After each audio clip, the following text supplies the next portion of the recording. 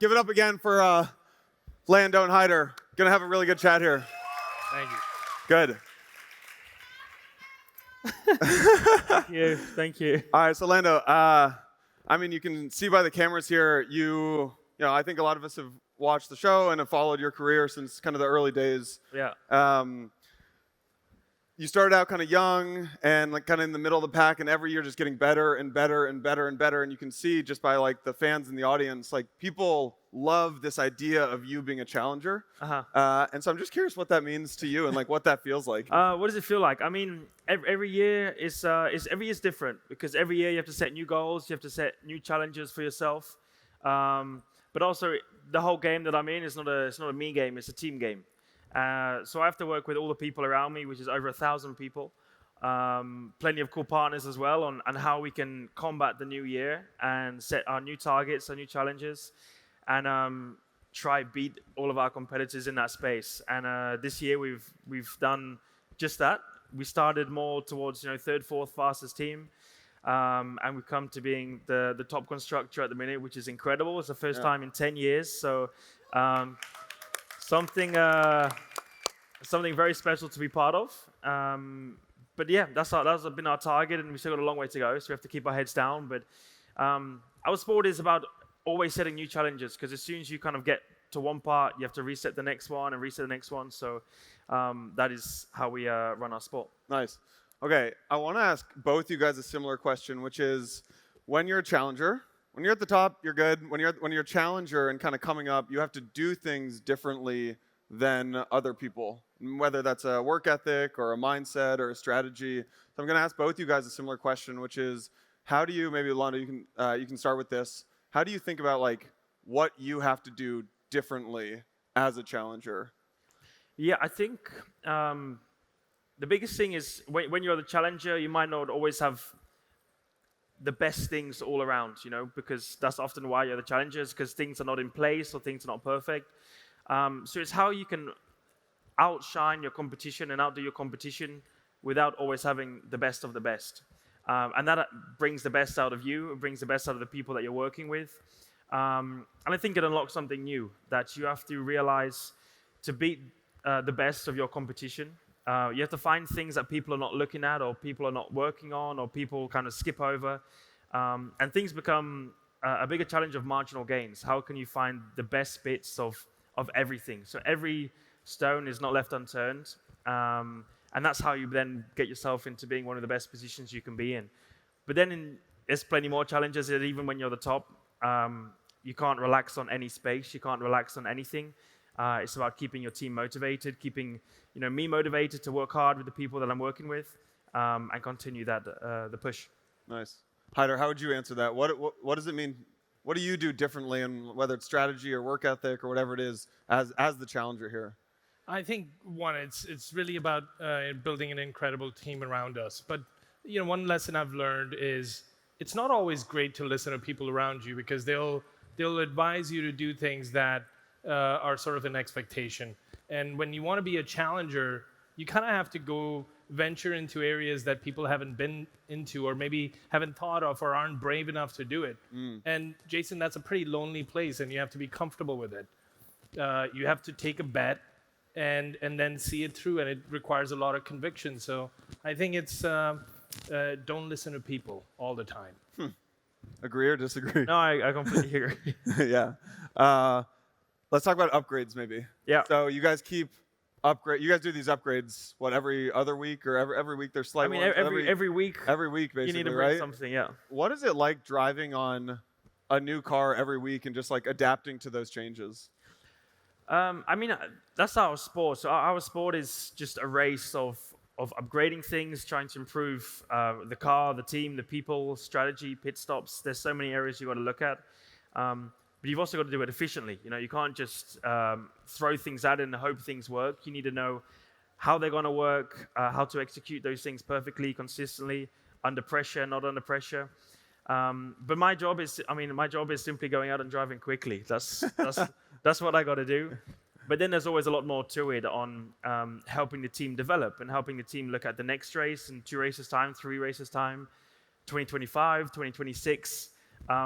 As much as everything in our sport is about now and next weekend and how we can extract everything from where we are.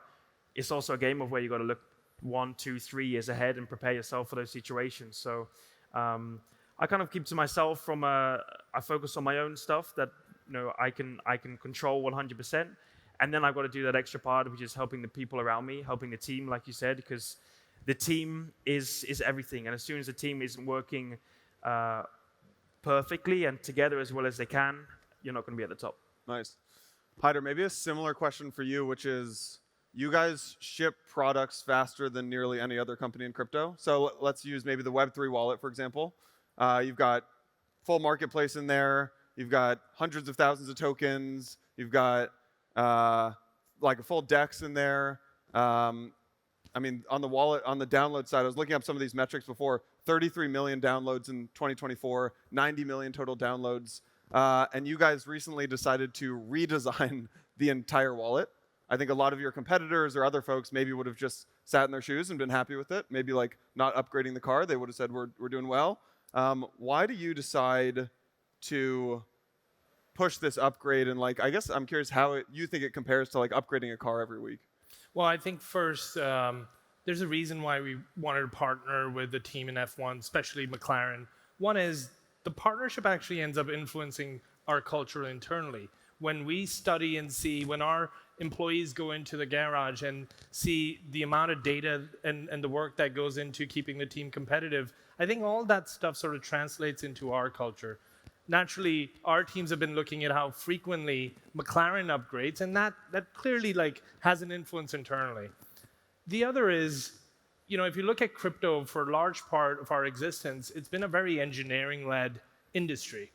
And one of the opportunities we saw was, there wasn't a company that was betting on design, with a high conviction. So one of the reasons why we've upgraded recently is we have this philosophy now that we actually don't want to be known as just a crypto platform. We want to be known as a technology company, but we want to be actually remembered as a design and engineering-led technology company. And I think that's a big part of the reason why we took the risk at this level to just completely reinvent our design.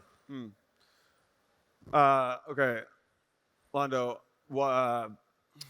hopefully this question is going to make sense. One thing we talk about a lot in crypto is like legacy and heritage and like the old values of crypto, or like and the ethos and decentralization, all these things. I was reading about you ahead of this, doing a little prep work, and read that you kind of idolize or look up to Valentino Rossi. I don't know if that's true or not, but I'm curious how you think about, like, all right, you've got this new sport and it's obviously booming right now, but how do you think about the old, like the heritage of the sport and like the fashion, whether it's the fashion or idolizing how these drivers actually race the cars? Like, how do you think about the paying homage to the old school part of the sport? I love the historic part of the sport. It's I don't know a lot about it. I was born in '99, so I didn't know when the sport started and all these things. But when you're part of McLaren, which is one of the most prestigious teams in Formula One, the most successful teams in Formula One ever, you learn about it. You learn about the stories. You learn about how things started and how they got to where they are now. And I've been with McLaren for 8 years. And already since then, things have changed hugely. We went from being a very midfield.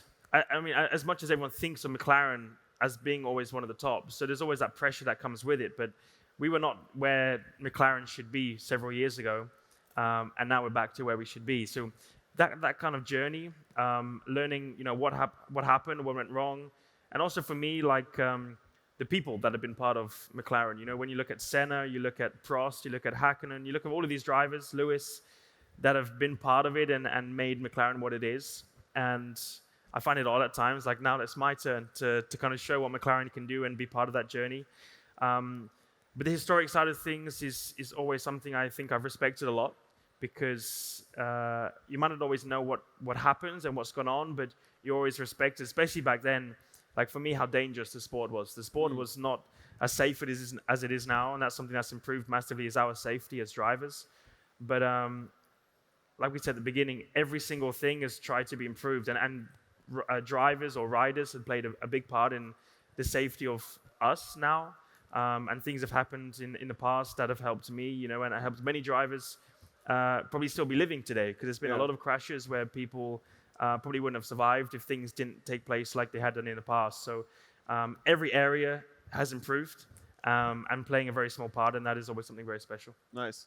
Haider, maybe a similar question to you. There are these old values of crypto and decentralization and the ethos, but you guys are also, I'm curious how you think about like either paying homage to them or actually incorporating those values into the products of OKX. Well, I think if you look at the recent years, we've gone from purely an exchange business to now being an app where you can quickly build a crypto portfolio. And decentralization is really important to us. People wouldn't have largely expected us to offer up a self-managed, self-custody wallet. We started that 18 months ago because we realized that that was one part of our industry that wasn't really consumerized at the level which we would like to see it consumerized. There were a lot of legacy wallets that had done great work in building self-custody wallets in the early days, but they didn't really reinvent themselves. And they didn't really become interoperable. They were just very limiting in their offering. So I think that's been a big part of what we've been looking at, which is how do you not forget where the industry started, why we started, and how do we make sure that in the current consumer world, we bring that back. I know Star was here earlier, and he was talking about Web3 infrastructure with a Web2 front end. I think that's very important. A lot of these things have existed in our industry for a while, but I don't think we did a great job of consumerizing them, and I think that's one of the key focuses we're having in retaining some of that legacy in our industry. Nice. So Haider, I got a sneak peek of some stuff on the marketing side that you guys are working on right now, and my first takeaway is it's just very, very different than what a lot of the competitors are doing. There's other exchanges and wallets that they market in kind of the same way. You guys are doing things very differently. I have a question for both you guys. Maybe Haider, we can start. How do you think about just looking at what the competition is doing and kind of saying, well, that's working, maybe we'll copy them a little, versus doing things in your own light? I think our philosophy is we see crypto, we see blockchains, we see the utility on top of blockchains as a big contributor to our lifestyle. And so we see ourselves in many ways as a technology and a lifestyle company. So when we think about marketing, one of the key things is I personally, and I think our team has an allergic reaction to doing what others are doing. We don't want to do what others are doing. And there's been a lot of companies in our category that will focus their marketing on education. And our theory is I think people are generally quite smart, and they will do their own discovery and their own learning. And I don't think we need to do that for them to a degree that other companies are doing it. That's one. Second is if others have already done that and taken that page out of a playbook, I don't think we need to exhaust the system with that. So what we've leaned into is how do we entertain all of you guys and make sure you guys have fun, whether it's through the world of sports or entertainment or what have you. And I think some of the marketing I've shown you today, I'm really excited for everyone to get to see it because I do think it's going back to the principle of not always listening to people. Yeah. Similar question for you. How do you think about? You could easily race. You could easily get through your race, and you're like, these guys did this. Why can't our car be like this? Or you can focus on your own lane, and it's probably a balance. Yeah. But I'm just curious how you. I think. For us, we have the two sides. We have the actual racing side. Right. How can we make the car quicker? And we have the commercial side of it all. So from the car side, to beat our competition, we cannot simply copy. Everything in our sport is about innovation. It's about creating our own style of doing our own style of things, creating new things that people have not done before or ever thought about. That's our only way to beat competition. We're only going to be just as good or probably worse if we copy and we see what other people are doing and kind of go in that direction, even if it's the right one. You have to find your own way of doing it because that's the only way to believe that you're going to be better than them one day. So you have that side, and you also have the commercial side, which is us entertaining our fans, entertaining the public. And again, we don't want to just copy what other people do. We want to create a new engagement, a new way for people to engage to us, to kind of enter McLaren as a family. And that's very important to us, that we're a team that care a lot about it. The more people, the more fans we can have, the more we can attract companies and partners like OKX, and then in turn create a better race car and kind of meet cooler people who can play a bigger part in helping us become a better team. Nice. What's it been like? Formula One, if you look back maybe a decade or so ago, it was, maybe 15 years ago, it was geographically very, I would say, like European focused, and wasn't as like global of a sport. And now it is. I mean, you can see the audience here, and I'm sure when you go to the States, it's very similar too. What's it like? Just it's probably post maybe the Netflix show and stuff like that. Yeah. But, I mean, what's it been like just having the sport go completely global? I mean, I love it that I get to travel around the world and have a lot of fun and go to cool places. You love it. I see how much you get mobbed back there. You Yeah, you no, I love it? mean, for me, like dreaming as a kid of just being in Formula One, you don't think of any of these things. Yeah. All I dreamt of was standing on a podium and driving race cars, and that was my dream. But then you get all the other bonuses of meeting people and traveling the world and going to special places, and you kind of never thought of that when I was a kid. So you have that side, but you get to amazing places, you know, especially the American races. Since Netflix came out during COVID, things then just took a big turn, and in a positive way that people understand our sport in a much better aspect. But also there's just a lot more fans, a lot more people watching Formula One, and the more the merrier. Nice. What about for you guys, Haider, at OKX? Because there are a lot of localized exchanges who do very well in their different regions, and OKX is probably one of the biggest, if not the biggest, global wallets and exchanges. How do you think about appealing to like local markets, but also just this global audience? So one of the things that we've been doing, if you look in the last 1 year or so, is we've actually really become onshore, and we're building local entities, and we have local CEOs running local businesses. And I think that's very important, because if you're a global brand that's localizing language and not the full product culturally, it doesn't work. So I think that's been a key focus for us, is making sure we are not just localizing the product, we're actually in the market, we're understanding people's needs, and we're reshaping our product to fit that culture. We're doing this in Brazil. We're doing it in Turkey. We recently got approved for a Singaporean license, one of the, I think, only few crypto firms who have achieved it, and we have more coming in the pipeline. So I think we are a global, local platform, and I think you're going to continue to see that from us. Nice. In the same way that the Netflix documentary was an inflection point for the sport, do you have thoughts on what the inflection point for crypto could look like in the next couple of years? I think it really needs a consumer application that's beyond just the movement of money and speculation. I would like to see the next big consumer app built on top of blockchains that comes in maybe the gaming sector or maybe a lifestyle sector. And I think we need that. We need that product market fit at a global level for crypto to really get recognized in a big way, more than what it is currently being recognized today. Nice. I'm getting the sign that we got to wrap it up, so I will ask you one more question, which is, any predictions or thoughts for this weekend? I mean, I only have one goal, and that's to be on top. I got a. Yeah. Thank you. I have a big points gap. I got to catch up.